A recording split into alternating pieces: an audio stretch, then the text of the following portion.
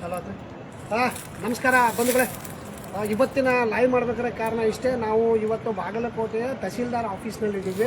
ತಹಸೀಲ್ದಾರ್ ಆಫೀಸ್ನಲ್ಲಿ ಒಂದು ಸ್ವಲ್ಪ ತಹಸೀಲ್ದಾರ್ ಆಫೀಸ್ ತೋರಿಸಿ ಸರ್. ಅಲ್ಲಿ ಇದು ತಹಸೀಲ್ದಾರ್ ಆಫೀಸು, ತಹಸೀಲ್ದಾರ್ ಆಫೀಸ್ ಕಾರ್ಯಾಲಯ. ಈ ಕಡೆ ತೋರಿಸಿ.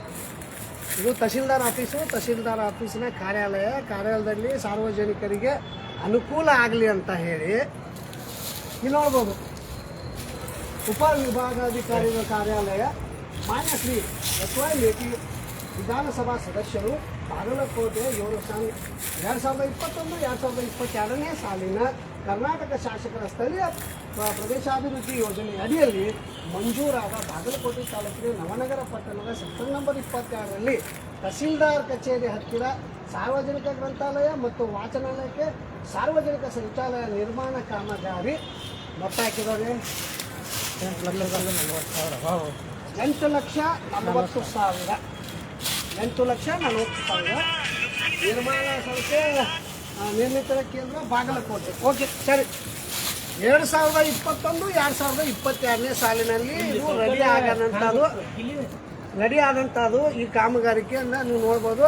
ಇದು ರೆಡಿ ಆಗಿದೆಯೋ ಇಲ್ಲೋ ಏನು ಅಂತ ಗೊತ್ತಾಗ್ತಿಲ್ಲ. ಮೇಲ್ನೋಟಕ್ಕೆ ರೆಡಿ ಆಗಿದೆ. ರೆಡಿಯಾಗಿ ಅದನ್ನು ಹಾಳು ಕೆರಿದಾರೋ ಏನು ನೋಡಬೇಕು. ಇದು ನಮಗೆ ಶೌಚಾಲಯ ಇದೆಯೋ ಇಲ್ಲಿ ಏನಿದೆ ಅಂತ ಗೊತ್ತಾಗ್ತಾ ಇಲ್ಲ. ಇದು ಈ ಕೀಲಿಯನ್ನು ಇಲ್ಲಿವರೆಗೂ ಓಪನ್ ಮಾಡಿಲ್ಲ. ಕಾರಣ ಏನು? ಯಾಕಂದರೆ ಸಾರ್ವಜನಿಕ ಶೌಚಾಲಯ ಇದೆಯೋ ಇಲ್ಲ ಗ್ರಂಥಾಲಯ ಇದೆಯೋ ಇಲ್ಲ ವಾಚನಾಲಯ ಇದೆಯೋ ಏನಂತ ಗೊತ್ತಾಗ್ತಾ ಇಲ್ಲ.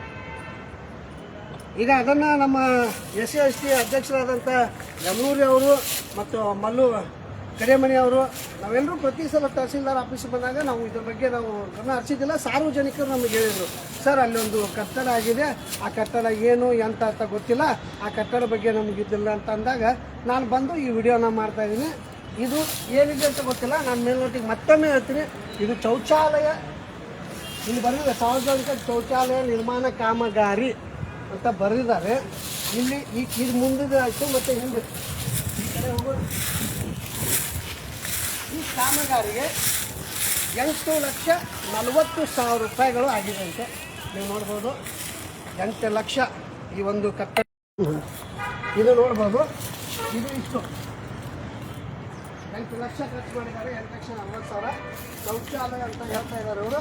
ಬರ್ರಿ ಯಮನೂರವ್ರ, ಬರ್ರಿ ಯಮನೂರಿ ಅವರ ಬರ್ರಿ. ಇದು ಹೇಳ್ತಾ ಇದ್ದಾರೆ, ಇಲ್ಲಿ ನೋಡ್ಬೋದು. ಮತ್ತೊಮ್ಮೆ ತೋರಿಸ್ತೀನಿ, ದಯವಿಟ್ಟು ವಿಡಿಯೋ ಮಾಡೋರು ಕೂಡ ಸಾರ್ವಜನಿಕರು. ತಮ್ಮ ಹೆಸರು ಸರ್? ಶರಣಯ್ಯ ಅವರು. ಯಾಕಂದರೆ ನಾವು 3 ಜನ ಇದ್ವಿ.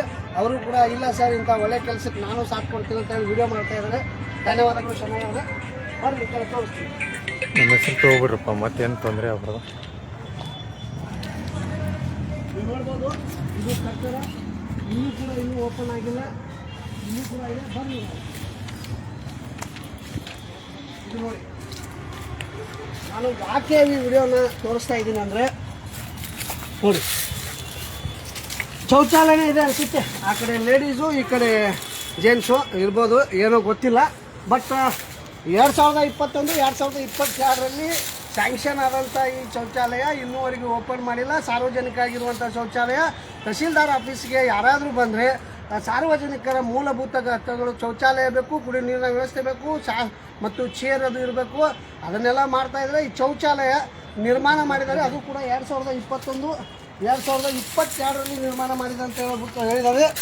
ಆದರೂ ಕೂಡ ಇದನ್ನು ಯಾಕೆ ಇನ್ನೂ ಓಪನ್ ಮಾಡಿಲ್ಲ,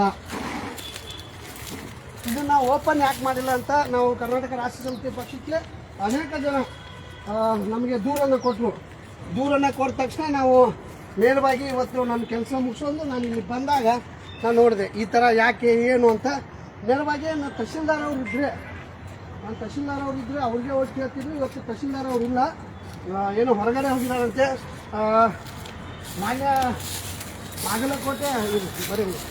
ಬಾಗಲಕೋಟೆ DC ಅವರೇ, ಅದೇ ಥರನಾಗಿ ತಹಸೀಲ್ದಾರ್ ಸಾಹೇಬ್ರೆ, ಅದೇ ಥರನಾಗಿ ಎಲ್ಲ ಸಂಬಂಧಪಟ್ಟ ಅಧಿಕಾರಿಗಳು, ಏನೋ ನಿರ್ಮಿತ ಕೇಂದ್ರ ಬಾಗಲಕೋಟೆ ಸಂಬಂಧಪಟ್ಟ ಎಲ್ಲ ಅಧಿಕಾರಿಗಳಿಗೆ ನಾವು ಕೇಳ್ಕೊತಾ ಇದ್ದೀವಿ ಕರ್ನಾಟಕ ರಾಷ್ಟ್ರ ಸಮಿತಿ ಪಕ್ಷದಿಂದ.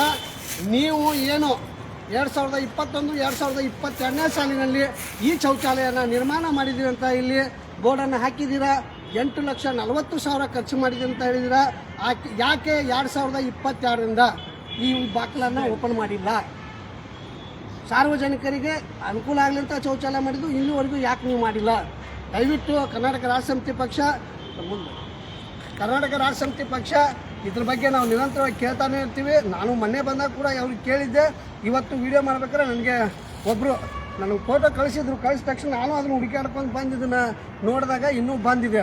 ಅದು ಯಾಕೆ ಏನು ಅಂತ ದಯವಿಟ್ಟು ತಹಶೀಲ್ದಾರ್ ಸರ್ ಅವರೇ ಈ ವಿಡಿಯೋನ ನೋಡ್ತಾ ಇದ್ದರೆ ದಯವಿಟ್ಟು ಇದನ್ನು ಮಾಡಿಕೊಡಿ. ಅದು ಏನಾಗಿದೆಯೋ ಅನ್ನೋದನ್ನು ತಿಳಿಸಿ ಸಾರ್ವಜನಿಕರಿಗೆ ಅನುಕೂಲ ಮಾಡಿಕೊಡಿ. ಸಾರ್ವಜನಿಕರ ಸೇವೆಗಿರುವಂಥ ನಿಮ್ಮ ಅಧಿಕಾರ ದಯವಿಟ್ಟು ಸಾರ್ವಜನಿಕರಿಗೆ ಒಂದು ಒಳ್ಳೆಯ ಅಧಿಕಾರವನ್ನು ನೀವು ಕೊಡ್ತಾ ಬಂದಿದ್ದೀರಾ. ನಾವು ಕೇಳ್ಕೊತಾ ಇದ್ದಿಷ್ಟೇ, ಈ ಶೌಚಾಲಯನ ನೀವು ಯಾವಾಗ ನಿರ್ಮಾಣ ಮಾಡಿದ್ದೀರಂತ ಡೇಟು ಇದೆ, ಯಾಕೆ ಓಪನ್ ಮಾಡಿಲ್ಲ ಅನ್ನೋದು ಒಂದು ಪ್ರಶ್ನೆಯನ್ನು ನಾವು ಕೇಳ್ತಾ ಇದ್ದೀವಿ. ಸನ್ಮಾನ್ಯ DC ಅವರಿಗೂ ಈಗ ಒಂದು ಕ್ವಶನನ್ನು ಕೇಳ್ತಾ ಇದ್ದೀವಿ. ದಯವಿಟ್ಟು ಕರ್ನಾಟಕ ರಾಷ್ಟ್ರ ಸಮಿತಿ ಪಕ್ಷ ಇಂಥವುದನ್ನು ನಾವು ಎಂದಿಗೂ ಸಹಿಸಲ್ಲ. ಸಾರ್ವಜನಿಕರಿಗೆ ಏನಾದರೂ ಕಷ್ಟ ಆಗ್ತಾದಾಗ ಕರ್ನಾಟಕ ರಾಷ್ಟ್ರ ಸಮಿತಿ ಪಕ್ಷದ ಸೈನಿಕರು ನಾವು ಯಾವತ್ತಿಗೂ ಮುಂದೆ ಇರ್ತೀವಿ ಅಂತ ಹೇಳ್ತಾ ಇದ್ರ ಬಗ್ಗೆ ನಾವು ತಹಶೀಲ್ದಾರ್ ಗಮನಕ್ಕೆ ತರಬೇಕಂತ ಇದೆ. ತಹಶೀಲ್ದಾರ್ ಅವರು ಇಲ್ಲ, ಅಲ್ಲಿ ಅವ್ರು ಏನಾದರೂ ಇದ್ದರೆ ಅವ್ರ ಗಮನಕ್ಕೆ ತೊಗೊಂಡು ಬರ್ತಿದ್ವಿ.